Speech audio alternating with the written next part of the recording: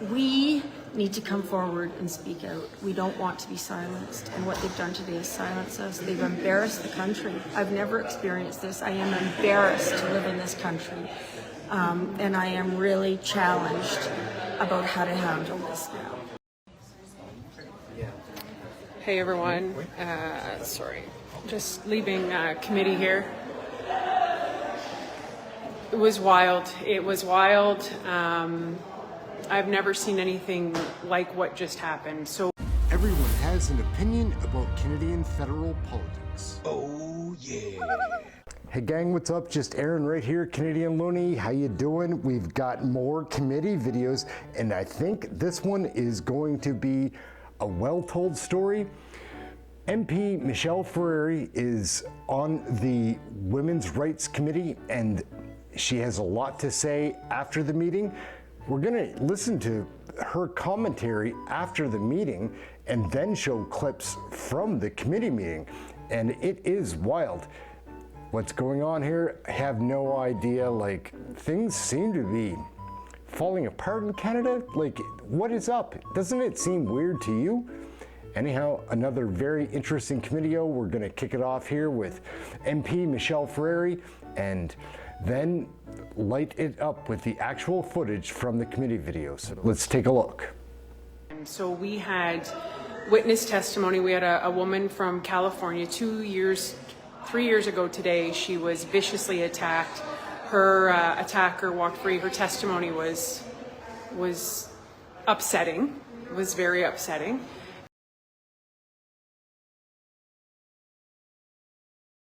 Or to Miss Alexander to start. You have 5 minutes. Fortunate to be here today. I'm supposed to be dead. On July 31st, 2021, exactly 3 years ago today, I sent the 2-word WhatsApp message, "Please help," to a friend who thankfully believed me. My ex was beating me. All 6'3", approximately 250 pounds of him, because he couldn't find his car keys. For 4 hours, with his fists, his feet, a wooden rolling pin, door wells, he split my head open in 3 places, gouged my eyes out with his thumbs, kicked my ribs, and tortured me in ways I can feel but can't fully describe. I do not know how my body survived it. My ex enjoyed what he did to me. He threatened to kill my family. The police were going to leave me for dead, but my former neighbor intervened. And after all that, guess what your criminal and justice system gave me? A peace bond. All 8 charges, 5 in the provincial and 3 in the federal, were stayed against my ex. And I can't say his name because it will forever be known as alleged abuse. I ask of you exactly what I asked Justice Himmel, who had the tears in her eyes on March 26, 2024, when I received the peace bond. Why does he abuse, and why is he allowed to get away with it? He abuses because he is publicly and personally rewarded for it, and he is allowed to get away with it because you, the government of Canada, lets him. Abuse is a choice, a moral failing, and it is also inexcusable. Even 3 years later, my ex is still abusing me. I am suing him as the only form of legal justice I have left, and he has put in a meritless counterclaim as a continuation of abuse against me. He states I was self-injurious and I stole his Rolex after. He is lying under oath. You will listen to me because I am Caucasian, educated, and a member of an industry which holds space in the public eye. But these issues have been plaguing people everywhere across the nation for so long in the dark corners. But now we are in the light. We will shine until there is retribution. We will break the stigmas down into the nothingness that they are. There are no stereotypical victims. There are only stereotypical abusers. IPV and SA happens in all cultures, all socioeconomic statuses, races, ages, genders, but so predominantly with women and children. Today is not about me. Today is about us and what this means going forward. You have granted me the honor of speaking on behalf of all men, women, non-binary, and children, survivors of violence. And I want to state from a survivor's perspective, Trudeau doesn't care, Ford doesn't care, Arif doesn't care, and the government doesn't care.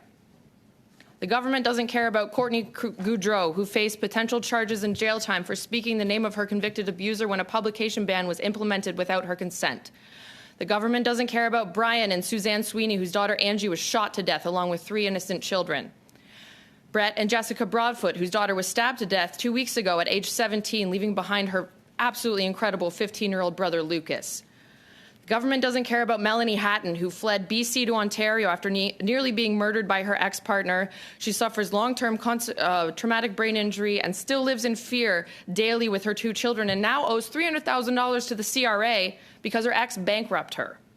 The government doesn't care about Tanya Couch, who was sexually assaulted by her former commanding officer and cadets, but the military police failed to investigate it properly. The case was finally reopened, leading to 3 sexual assault charges, ultimately being stayed after the defense used Section 278 of the Criminal Code to subpoena 7 years of Tanya's personal counseling records. The government doesn't care about Alexa Barkley, who has suffered multiple SA throughout her life, with only one of her abusers receiving a mere 6 months of house arrest for child sexual assault. Or Daniela Halmos, whose ex has been arrested 6 times and faces 27 charges but is still allowed to go free, and despite her children not wanting it, is allowed to be around them. The government doesn't care about Sandy Proudfoot, who is 86 years old and just finally escaped her abuser, who has tried to bankrupt her while the police lost her victim statement and nothing proceeded. Government doesn't care about Cindy, whose infant daughter was so brutally sexually assaulted that she had children's toys put up her private parts. Her abuser is not incarcerated. The government doesn't care about Marley. After 3 years of going through the courts, she felt dehumanized by the process every single step of the way. She ended up fighting for restorative justice because the justice system doesn't provide justice. Or Britt Hess, who suffered from the same perpetrator and has experienced multiple assault, harassment, times of confinement wherein he was charged, but then breaches bail and all charges are stayed under his charter right. Or Kate, Julie McFarland, Kate, who has had... May I just kindly ask you to slow down a wee bit? Sure. The interpreters I'm trying to get in the 5 minutes. The interpreters have mentioned to me that they are having trouble translating, so we'll just give you a little bit of liberty with some time because of the translation. Sure. Thank you. Or Julie McFarland, who has NDAs used against her to sue her after she was harassed. Or Cassandra, who was nearly murdered from non-state torture and absolutely no charges were laid.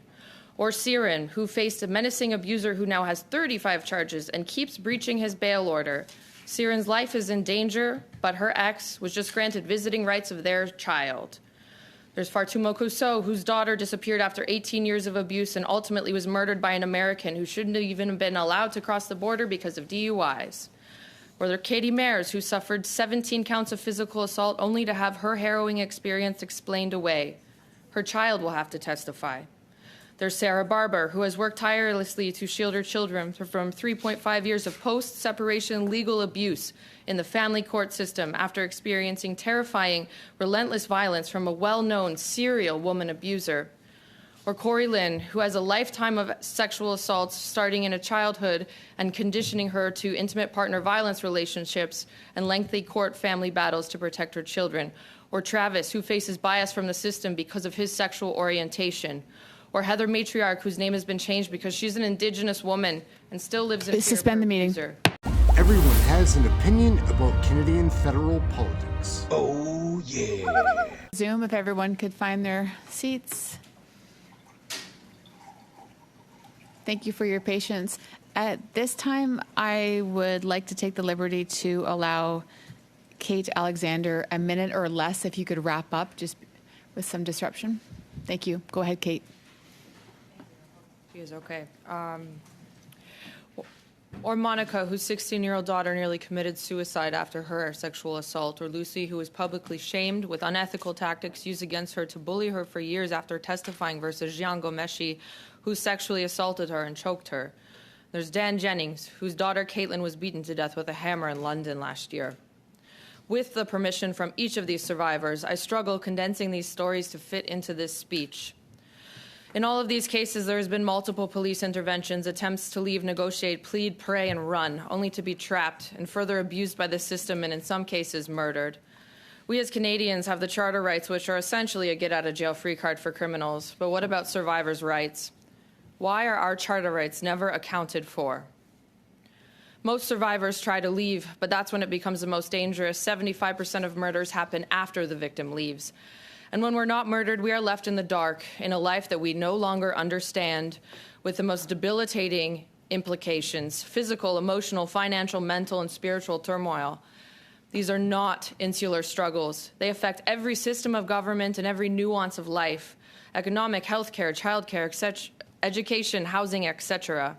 Canada spends an underrepresented and dated figure of $8 billion annually on the aftermath of IPV alone. This does not account for the violence of human trafficking, sexual assault, and the underreported cases, which are the majority. The science behind the effects of trauma is endless. Trauma changes the chemistry of your brain. You are not the same person. There is no getting over it. Healing only happens in community with proper medical and therapeutic intervention, and we know the state of the country as far as healthcare is concerned right now. Very few have access to these absolutely necessary remedies in a quantifiable way. Sometimes the effects of trauma are permanent. Could you also imagine having this a pre-existing disability? A staggering 40% of disabled people have been abused. If you haven't met a survivor and victim's family, well, now you have. This is my parents back here. This is my passport, and I'm damn embarrassed. I can't live in Canada anymore because it's not safe for me. But yet, still, I have founded an organization here and in the U.S. called End Violence Everywhere, EVE, a now registered nonprofit. We will put survivors first, reform this justice system, and better the community. We need to work together because you cannot leave it up to the abusers. They do not self-rehabilitate, they do not get better, and they do not stop. In fact, they are empowered every time they get away with it, and they increase their violence. We are too late for tens of thousands of people, but we can prevent further atrocities. Canada needs to stop hiding under the guise of the nice country where nothing bad happens. It's bad, and it's happening right now. So here we present some solutions. Declare IPV and SA a national state of emergency. Ms. Alexander? Yes. If you could perhaps try to incorporate what's remaining in your comments Sure. in some members' times, or how you respond to questions. Certainly. At this point, thank you very much for your testimony, Ms. Alexander. And for those of you online, I would like to acknowledge that there was a small suspension in the meeting due to a medical emergency in the room that has been hence sorted out. And the reason this meeting, we had a reconvened meeting for status of women because Stats Canada released some wild stats in the increase in sexual assault. 75% it's increased since 2015. Violent crime has increased 50%. There's a woman missing right now out of Markham. And it is just a wild statistical situation right now. Peel Deputy Police testified that a woman a day is being strangled. So we were listening to this very powerful testimony. The point of committee is to initiate change. What can we do legislatively? What can we be doing?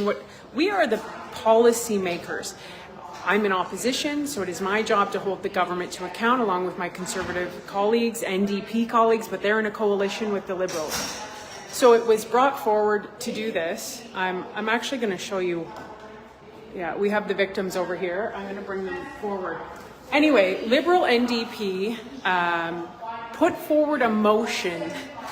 She shut down witness testimony, wouldn't let them testify, put down witness, I better come over here because they're loud, sorry, put out a motion on abortion to shut these witnesses down. So I'm gonna take you over and I'll show you.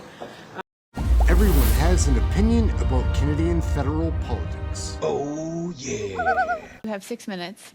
Thank you very much, Madam Chair. And I want to thank the witnesses for coming here and for your incredible testimony. And I want to reassure you, both of you, but especially Kate, because you said that you don't believe that any of us care. And I want to reassure you very much that all of us on this committee care very deeply. It's why we've done so many studies on intimate partner violence. We've had testimony like yours that is very difficult to hear, but has been very, very important to put recommendations. And we believe you, and we believe others like you. And our government has put many, many measures to try to make sure that the things that happen to you don't happen to others. Numerous bills, Bill C-51 on amending sexual assault laws, C-75 on bail reforms, C-48 now that targets repeat offenders of intimate partner violence, C-28 on intoxication not being used as a defense, C-63 on online harms. We have a national action plan on gender-based violence that has been signed by all the provinces. And we've put $539 million in budget 2022 behind that, something that the Conservatives actually voted against. So I want to start everything that I say by saying that if anyone tries to say that there's anyone in this room who doesn't care about this issue, I think that they are playing partisan games, because people in this room have spent our lives fighting on this issue, listening to that kind of testimony, and I just want to reassure you of that. I also do, with respect, want to talk a little bit about how this meeting came about.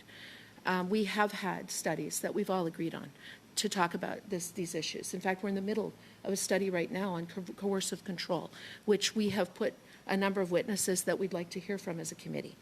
But we know that the Leader of the Opposition has asked Conservative-chaired committees to hold as many meetings as possible during the summer to take us away from the important work that we're doing listening to our constituents. And we also know that in this case, it was a few days' notice. We were not given, any of the members except Conservatives, the opportunity to put forth witness names, which is something that every committee does just out of basic fairness and respect. And I personally would have had a number of witness names that I would have loved to have heard from. In fact, there were witness names added an hour before the meeting so that members didn't even have a chance to plan or prepare what kind of questions we might want to ask.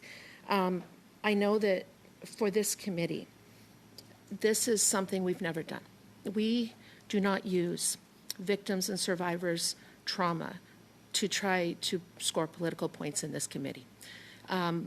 This is cruel. I think it's cruel to have people relive the trauma that they've endured just to be able to have a meeting so that if it's not agreed to, then there's all kinds of social media that, you know, Liberals or others don't care about this issue, which, as we all know, we do very deeply.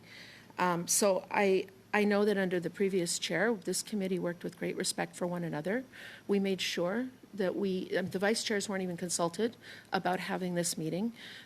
Yes, it's an emergency.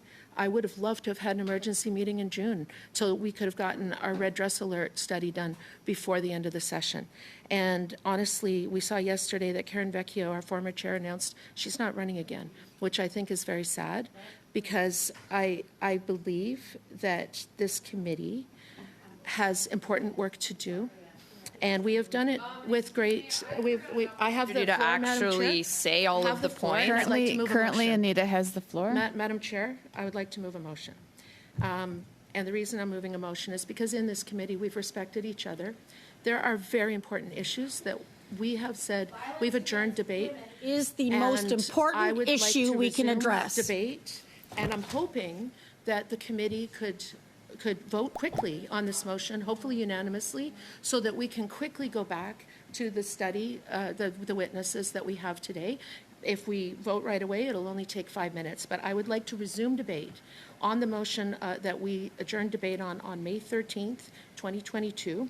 And the motion reads that the Standing Committee on the Status of Women report to the House that A, access and availability to reproductive health services, no matter where one lives in Canada, including safe and legal abortion, is a charter right and is ensured under the Canada Health Act.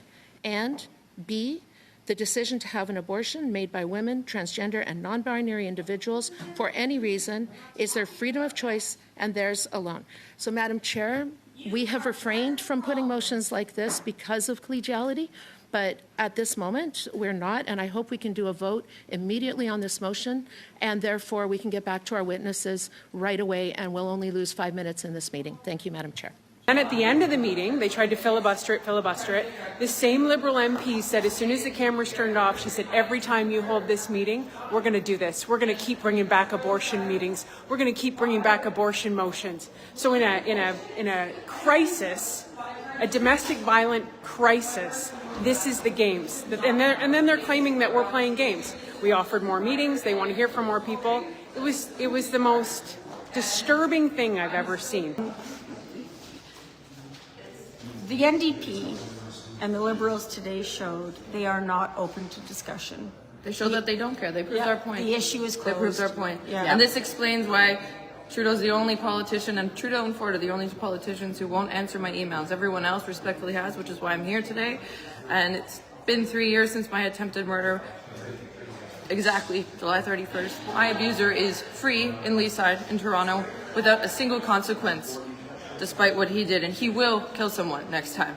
I'm lucky to be here. I'm lucky that my body was able to withstand that. And what an embarrassment for this government to shun us in person and make this about parties and make this about utter childish nonsense. But it explains exactly why my attempted murder was stayed. It makes a lot of sense. And I think what you've said is so important because we need to come forward and speak out. We don't want to be silenced. And what they've done today is silence us. They've embarrassed the country. I've never experienced this. I am embarrassed to live in this country. And I am really challenged about how to handle this now. We're going to wrap the video up right there. It's a lot to take in. This increase in violence against women and the apathy, and not just apathy, it's not indifference. They're trying to keep it this way. Did you not see what ANITA VANDERBELD did in that committee video? Oh man, she's a problem. Most of the Liberal MPs are a problem. They all play by Trudeau's dirty tactic playbook, and that is not a clean game. Dividing, distracting, gaslighting Canadians, misinformation, not answering questions, accusing people of racism and sexism when they themselves are the racist sexists. It's a very challenging time in our country, guys, but patriots, much love. We're going to hang in there. We're going to get that election. We're going to turn things around. Please share this video with somebody, like, subscribe, comment, get notified. We do live videos here as well. That's it. We've got more coming. We'll see you soon in the next video. My name's Aaron, Canadian Looney. We're just trying to show Canadians what these Liberal NDP coalition MPs are up to, and it is not good for any of us. They don't even know themselves. They're digging holes for themselves. Too bad they weren't graves, right? Anyhow, we're out. We'll catch you next video. I'm fed up with these Liberal MPs, man. We need an election.